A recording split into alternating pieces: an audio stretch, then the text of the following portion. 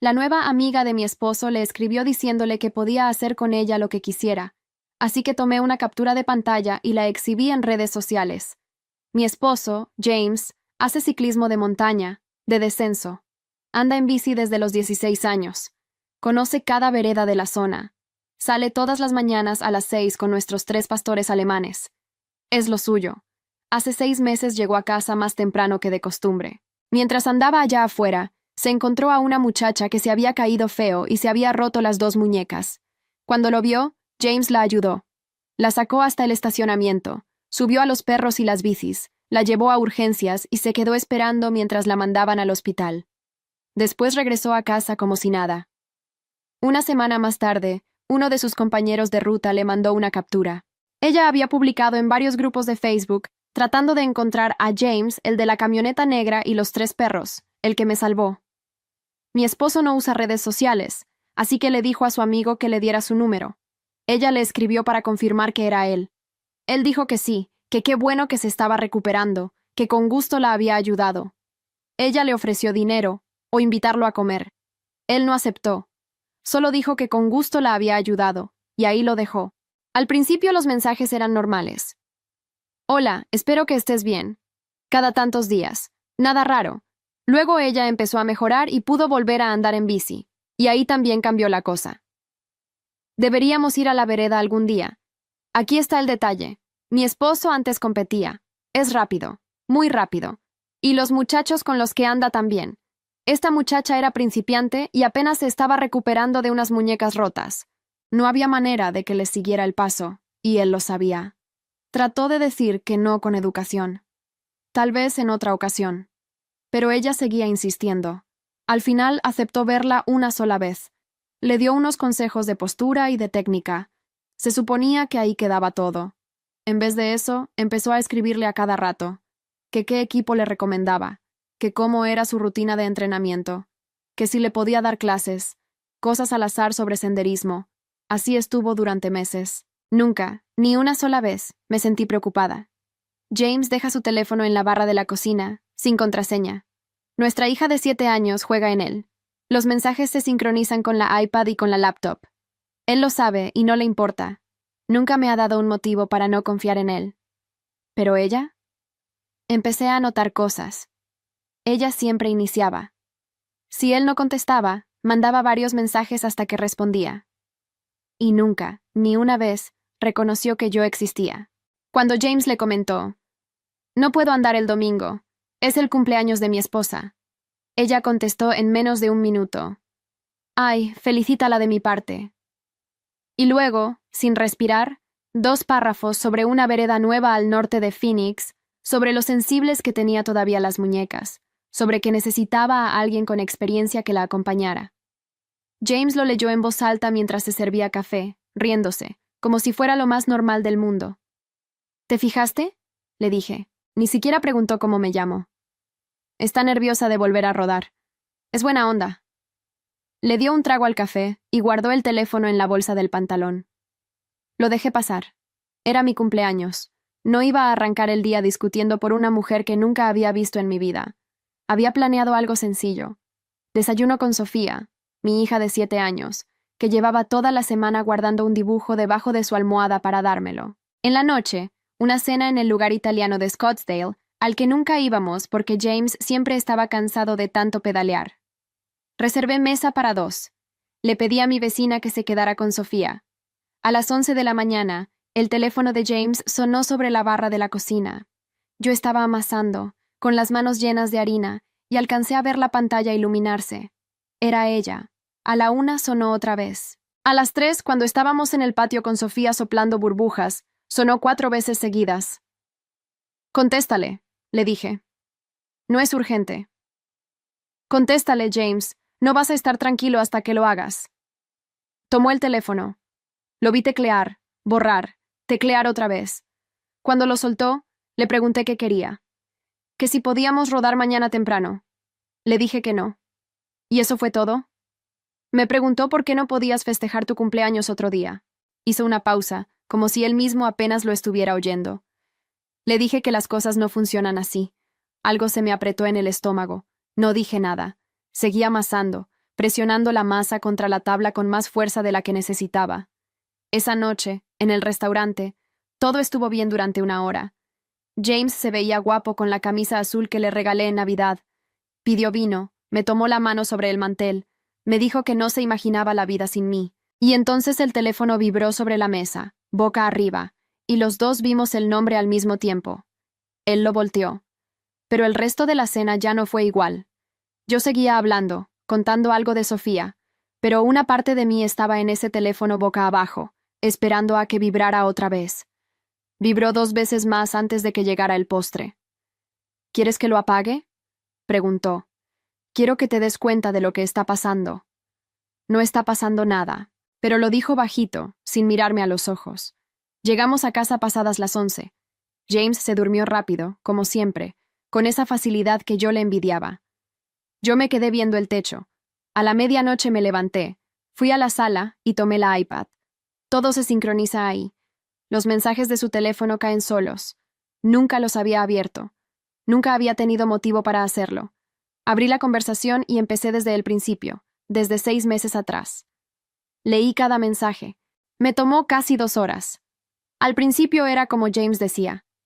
Gracias por salvarme. ¿Cómo van las muñecas? Normal. Pero conforme avanzaba, la cosa se torcía. Ella escribía a las 11 de la noche, a las 6 de la mañana, antes de que él saliera. Le mandaba fotos de sus rodillas raspadas, de su bici nueva, de ella en ropa deportiva frente al espejo. Cuando él tardaba en contestar, mandaba 3, 4, 5 mensajes seguidos. ¿Sigues ahí? ¿Dije algo malo? No me ignores, porfa. Y James contestaba poco, cortante. Qué bueno. Me da gusto. Ando ocupado. Nunca le seguía la corriente. Eso, al menos, era verdad. Pero había un mensaje, de hacía 3 días, que leí 2 veces para estar segura de que decía lo que decía. Ella le había escrito que con él se sentía distinta, que su exnovio nunca la había tratado con respeto, y que James podía hacer con ella lo que quisiera, cuando quisiera. James no había contestado nada, ni una palabra. El mensaje estaba ahí, solo, sin respuesta, desde el martes. Me quedé sentada en el sillón, con la iPad en las piernas y la casa en silencio, oyendo nada más el reloj de la cocina y la respiración de los perros en el pasillo. No estaba celosa de él. James no había hecho nada.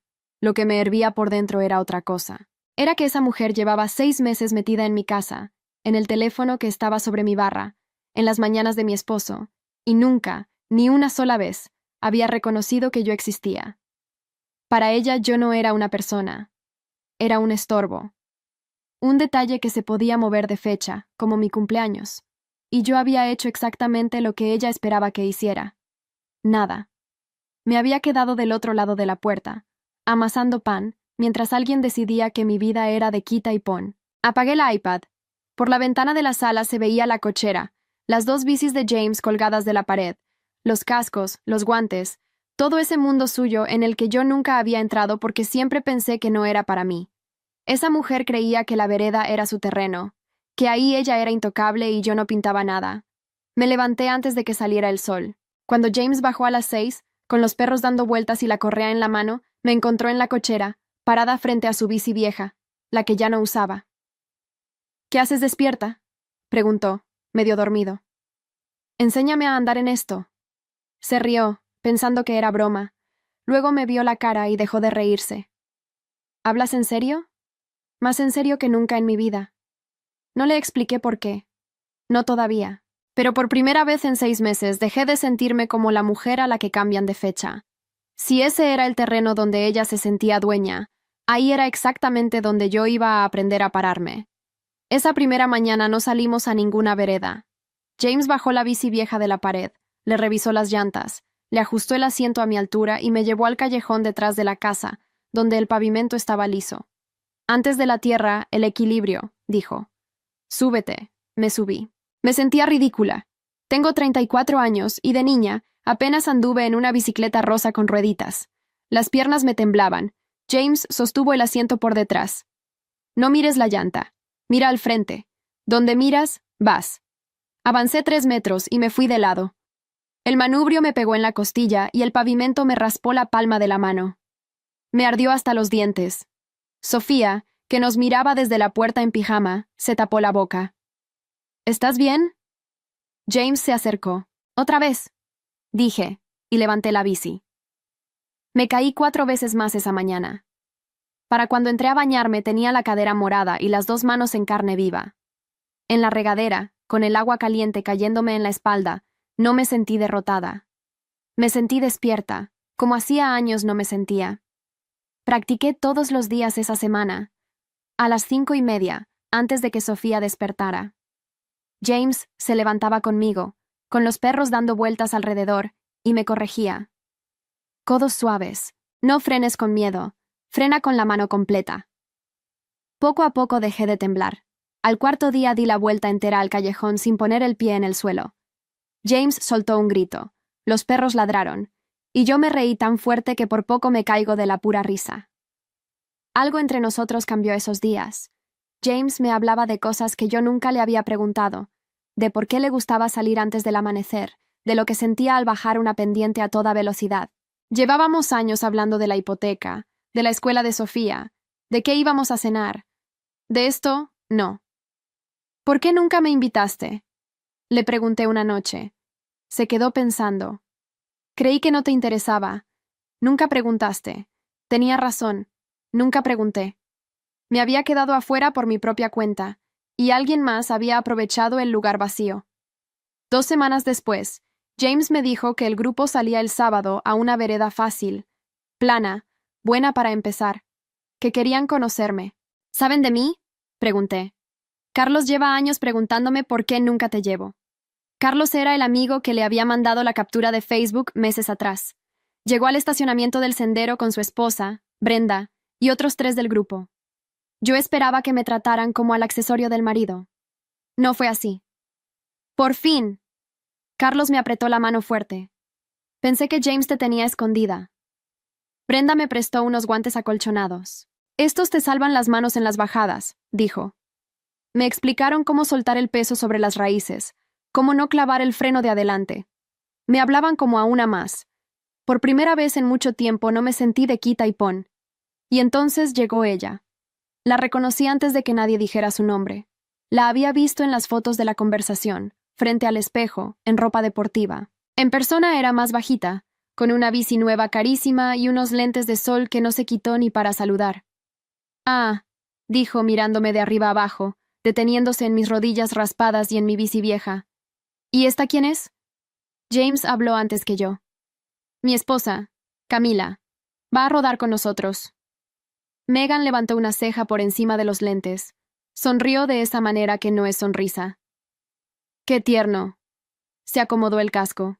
«La vereda no es fácil para alguien que apenas se sube a una bici. No quiero que te lastimes». Y luego a James, como si yo ya no estuviera parada ahí. «¿La de siempre o nos vamos por la del cañón?» Ahí estaba otra vez. Me había mirado 3 segundos y ya me había borrado. Para ella yo era la principiante que iba a llorar en la primera subida y a quedarse en casa la próxima vez. Apreté el manubrio. Las manos me dolían debajo de los guantes de Brenda. «Vamos por donde ustedes quieran», dije. «Yo aguanto». Carlos soltó una risa. Brenda me dio una palmada en el hombro. Megan no contestó. Arrancó adelante, levantando polvo, dejando a todos atrás. Igual que James me había contado que hacía. La vi alejarse por la vereda, tan segura de que en una hora yo iba a rendirme. No sabía con quién se había metido. Yo tampoco lo sabía todavía. Pero con el sudor bajándome por la espalda y las palmas ardiendo, decidí que no me iba a bajar de esa bici hasta que ella entendiera que yo no me muevo de fecha para nadie. La vereda era de tierra suelta y piedra. Me caí en la primera subida, justo como ella esperaba. Me levanté, me caí otra vez en una raíz y Brenda frenó a esperarme. «Tómate tu tiempo», dijo. No me tomé mi tiempo. Pedaleé hasta que me ardieron los muslos, hasta que el corazón me golpeaba en los oídos, y la boca me sabía a metal. Las piedras me brincaban el manubrio entre las manos, y yo lo apretaba más fuerte. No fui rápida. Fui la última, siempre la última. Pero terminé los 8 kilómetros completos. En la última bajada, James se quedó atrás conmigo en vez de irse adelante con los demás. «Frena con las 2 manos, parejo», dijo, rodando a mi lado. Eso es.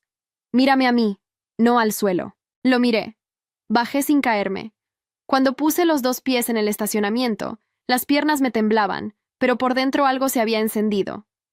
Carlos me recibió con los brazos abiertos. La mayoría no termina su primera vez, dijo. Y tú la terminaste enterita. Le falta técnica, dijo James pasándome una botella de agua. Pero no le falta lo otro. Eso no se enseña. Megan ya estaba ahí, recargada en su camioneta, bebiendo agua. Me vio bajar de la bici entera, sin una lágrima, y por primera vez no dijo nada. Se le borró la sonrisa que no era sonrisa. Esa fue la primera grieta. Pequeña. Pero la vi. Para el segundo mes, ya no era la última. Mi cuerpo cambió antes que mi cabeza. Las piernas se me pusieron firmes. Las manos se me hicieron callos donde antes se abrían en carne viva. Y aprendí a leer la vereda, a ver la piedra antes de llegar a ella. Salía 3 veces por semana. Sofía se acostumbró a verme volver cubierta de polvo y empezó a pedirme que le enseñara a ella. James estaba distinto conmigo, más presente. Me esperaba en las bajadas, me grababa con el teléfono para corregirme la postura, le presumía a Carlos que yo había bajado el cañón sin frenar de más. En las noches platicábamos de la salida del día siguiente como dos personas que comparten algo, no como dos que se cruzan en la cocina. Megan seguía rodando con el grupo, y seguía sin verme. Pero algo en ella se había puesto tenso desde aquel sábado en que terminé mi primera vereda. Ya no me soltaba el «no te vayas a lastimar». Ahora me ignoraba con más ganas, como si ignorarme le costara trabajo. Fue Brenda quien me abrió los ojos. Una tarde, después de una salida, nos quedamos las dos en el estacionamiento mientras los hombres cargaban las bicis. Brenda jugaba con la tapa de su botella, sin mirarme. «Oye, Camila, ¿puedo decirte algo sin que te enojes?» «Dime». Megan anda diciendo cosas. Se me cerró el estómago. «¿Qué cosas?» Que James le da clases particulares, a solas, entre semana, que por eso ella mejoró tan rápido. Lo cuenta como si nada, pero lo cuenta de una manera, ya sabes, con sonrisita, dejando que cada quien piense lo que quiera. Eso es mentira. James entrena conmigo, a la vista de todos. Lo sé, yo les dije eso a las muchachas, pero Megan tiene labia, y algunas ya andan murmurando. Brenda dudó, como si lo que seguía le costara más. «Hay algo más. La otra vez, en el grupo de las muchachas, alguien preguntó quién eras tú. Y Megan contestó. La esposa. Nada más. La esposa. Como si no tuvieras nombre. Sentí un frío en la nuca. Era exactamente como me había tratado 6 meses. Un puesto, no una persona. Un estorbo con etiqueta. Me subí a la camioneta con James en silencio. Las manos me sudaban. Quería gritar. Quería buscarla y preguntarle de frente qué le pasaba. Pero ya había aprendido algo en esas semanas sobre las bajadas, que el miedo te hace frenar de golpe, y frenar de golpe es lo que te tira. Esa noche volví a abrir la iPad. La conversación seguía igual. James seguía contestándole cortante, cada vez menos. El mensaje del martes, aquel donde ella le decía que podía hacer con ella lo que quisiera, cuando quisiera, seguía ahí, sin respuesta, como una piedra en medio del camino. Tomé una captura de pantalla. No supe todavía para qué. Solo sentí que la iba a necesitar. El sábado siguiente, en la salida, uno del grupo, un tal Dale que casi no me hablaba, soltó una broma mientras esperábamos a que llegaran todos. «Oye, James, ¿y a mí cuándo me toca clase particular?», dijo riéndose, mirando de reojo a Megan. James no entendió. Yo sí. Megan se rió bajito y no dijo nada, que era su forma de decir mucho. Sentí la cara caliente. Brenda me apretó el brazo para que no saltara. No salté. Me subí a la bici y arranqué adelante, por primera vez antes que Megan. Esa mañana rodé como nunca. Bajé el cañón pegada a la rueda de Carlos y crucé el último tramo antes que ella. Cuando llegamos, nadie hablaba de clases particulares. Hablaban de cómo había bajado yo. Esa noche Sofía me pidió que le enseñara a ella.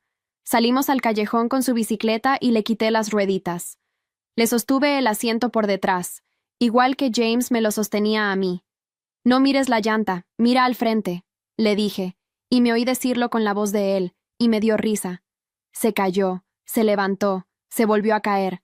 A la cuarta dio 10 metros sola y soltó un grito que despertó a los perros. La abracé llena de tierra, las dos riéndonos en la oscuridad del callejón. Pensé que así de simple tenía que ser todo. Caerte, levantarte, que alguien te sostenga sin burlarse. Megan llevaba medio año tratándome como si yo no supiera ni eso. Pero el chisme no se mata rodando rápido. Esa noche, Brenda me mandó otra captura de pantalla. Era del grupo de las esposas y novias del club, ese donde James no entra. Megan había escrito ahí: pobre Camila, de verdad se esfuerza. Pero una aprende a andar en bici para estar cerca de alguien, no por el deporte. Yo la entiendo. Yo también empecé así. La leí 3 veces.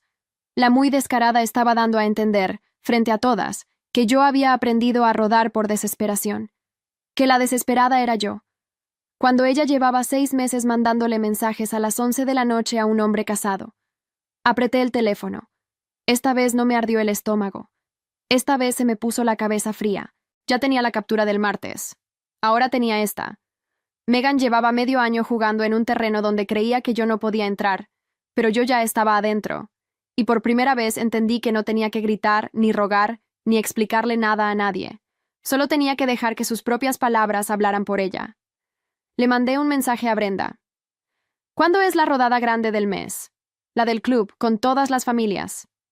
¿En 2 semanas? ¿Por? Por nada. Ahí voy a estar. Dejé el teléfono en el buró.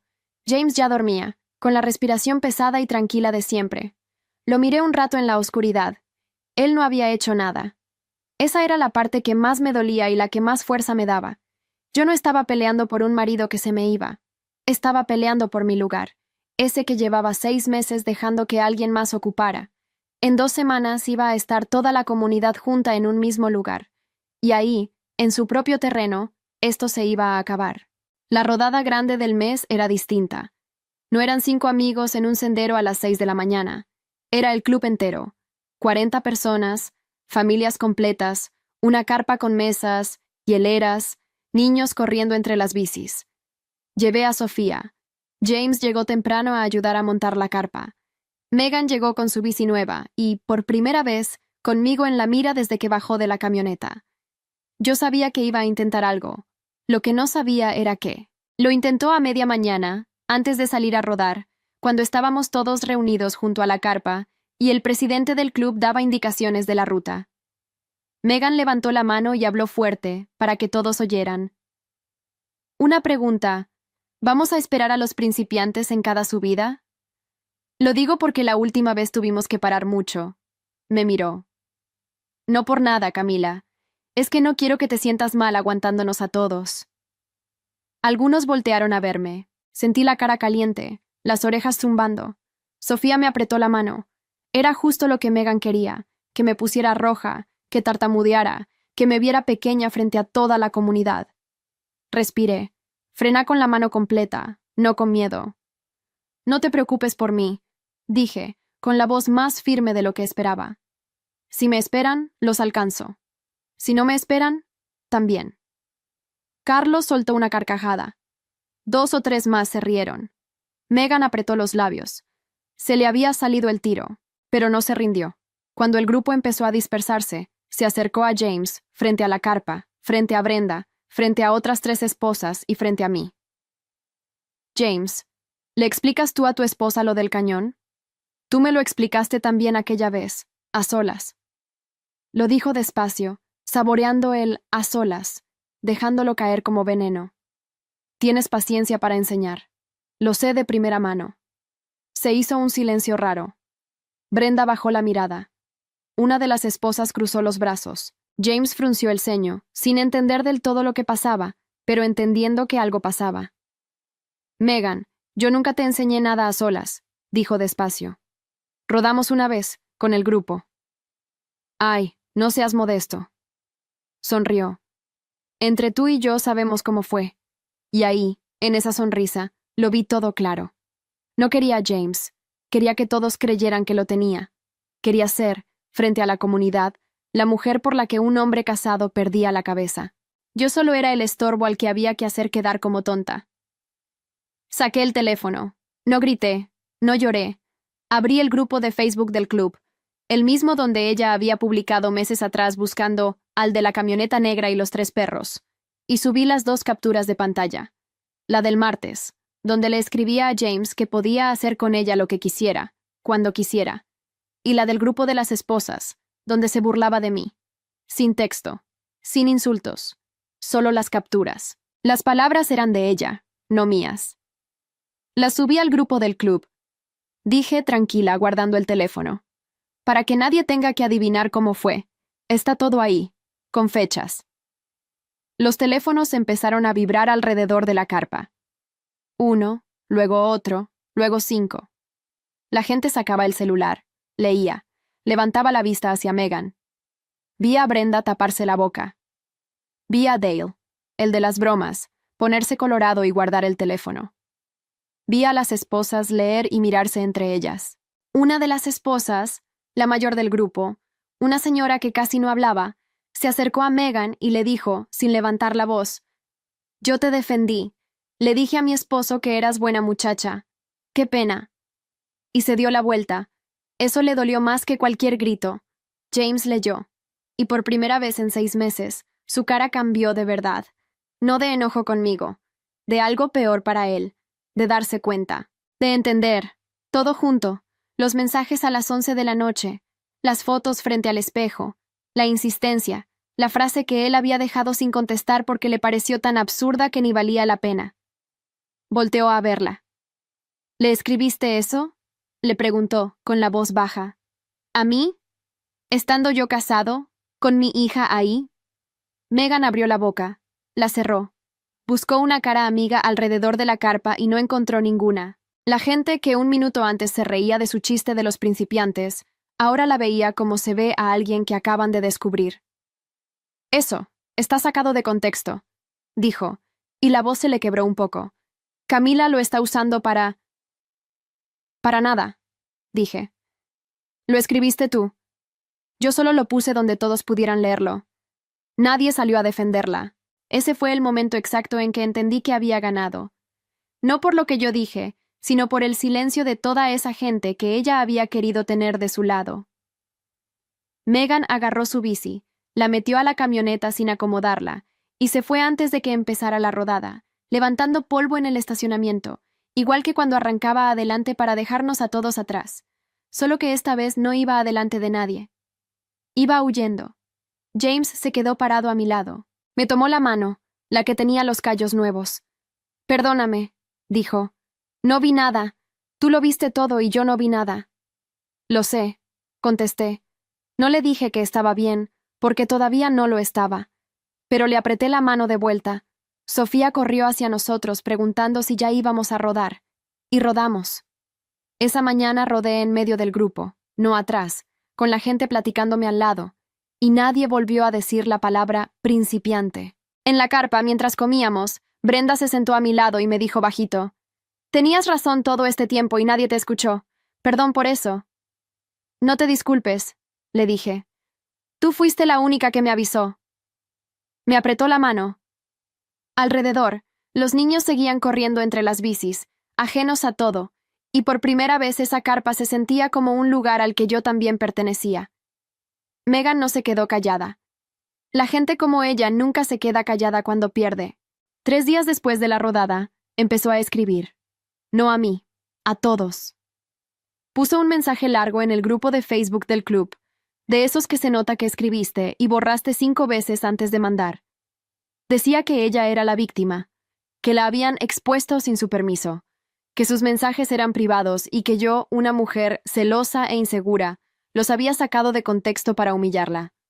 Que ella solo había sido una muchacha lastimada buscando apoyo y que la comunidad le había dado la espalda. Hace 6 meses, ese mensaje me habría destrozado. Lo habría leído 20 veces. Habría llorado.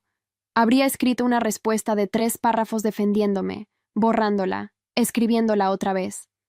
Esta vez ni contesté. No tuve que hacerlo. Lo hicieron los demás. Brenda fue la primera. Escribió debajo. Megan, los mensajes los escribiste tú. Nadie te puso esas palabras en la boca. Luego Carlos. Privado era hasta que se lo mandaste a un hombre casado. Una de las esposas, la que había cruzado los brazos junto a la carpa, escribió que ella misma había visto cómo Megan se burlaba de mí en el otro grupo, y puso, otra vez, la captura. Dale, el de las bromas, escribió un ya párale, y nada más. La vi intentar girar la historia, y la vi fracasar en tiempo real, comentario por comentario. A la media hora, borró su mensaje. A la hora, se salió del grupo. Para el fin de semana, ya no estaba en ninguna de las listas de salida del club. Nadie la invitó. Nadie preguntó por ella.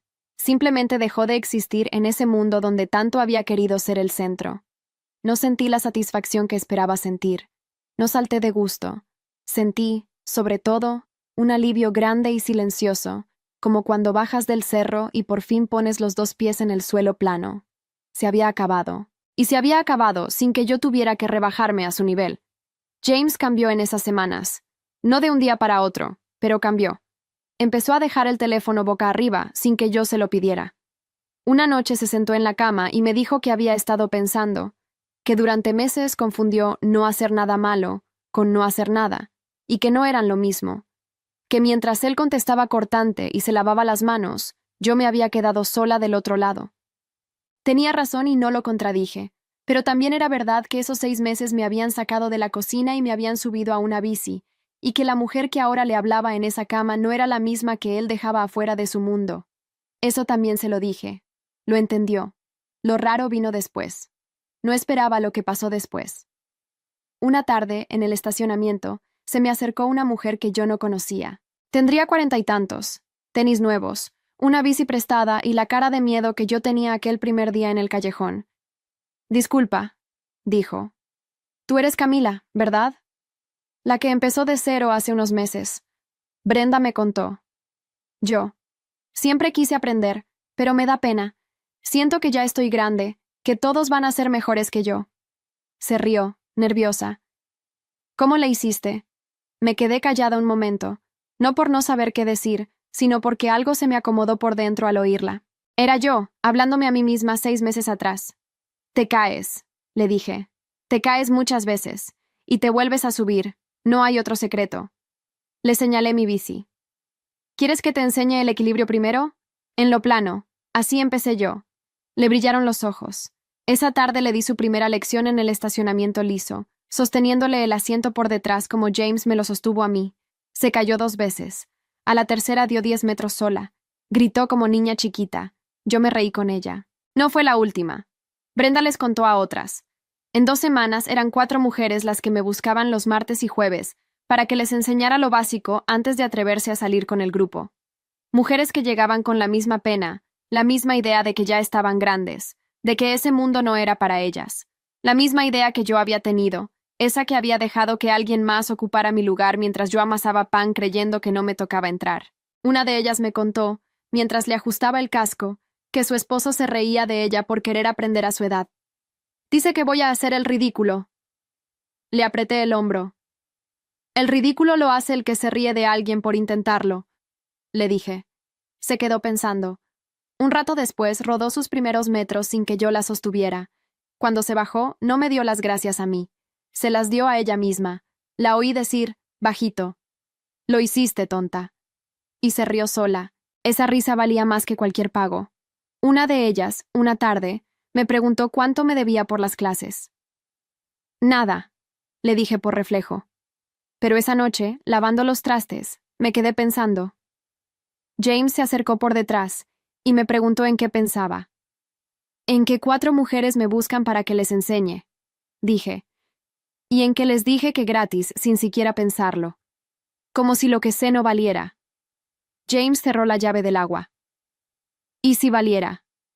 Dijo. Me sequé las manos despacio. Afuera, en la cochera, estaban las 2 bicis colgadas en la pared. La de James y la mía, que ya no era prestada, me la había comprado con mis ahorros el mes anterior.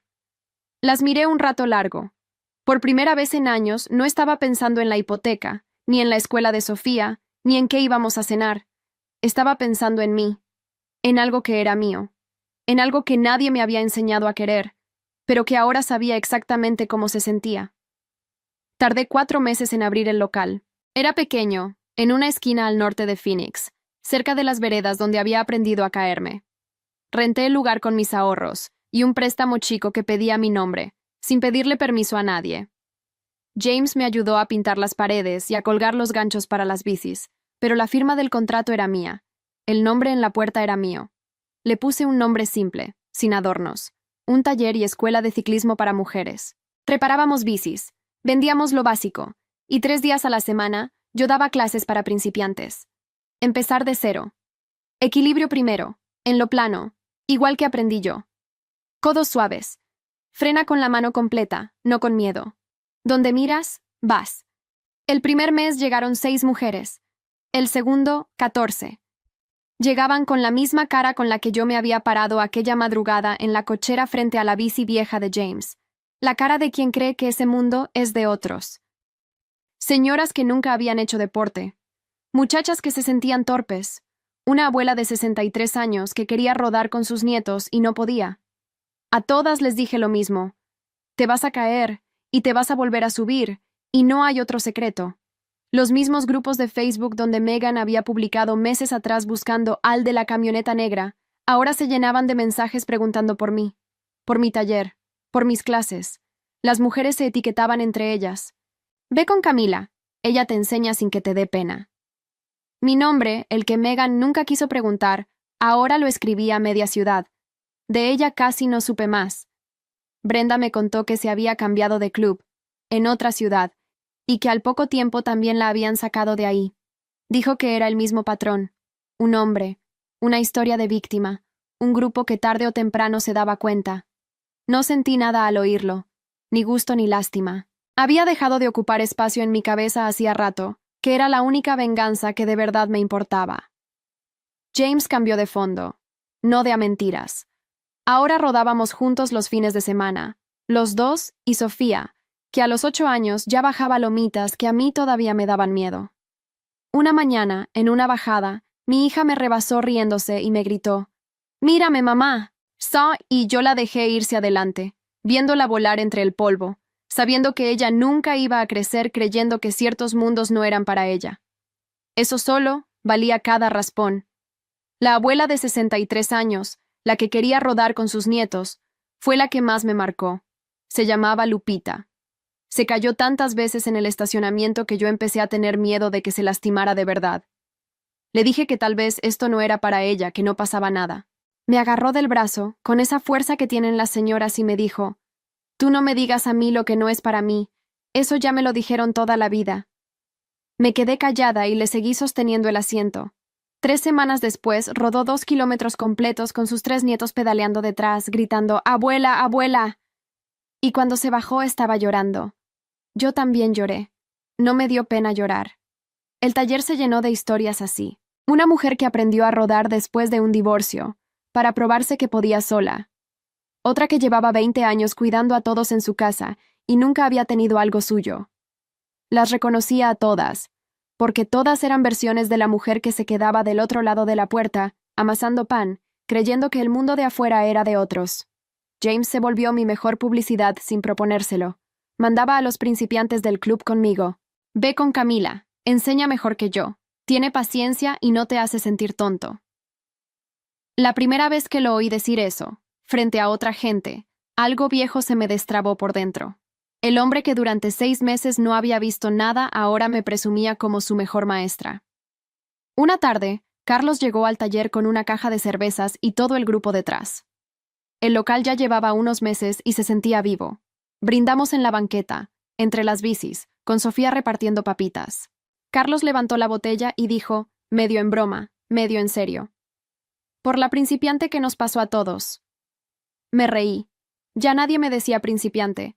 Ahora me decían maestra, o jefa, o simplemente Camila, que era todo lo que siempre quise, que dijeran mi nombre.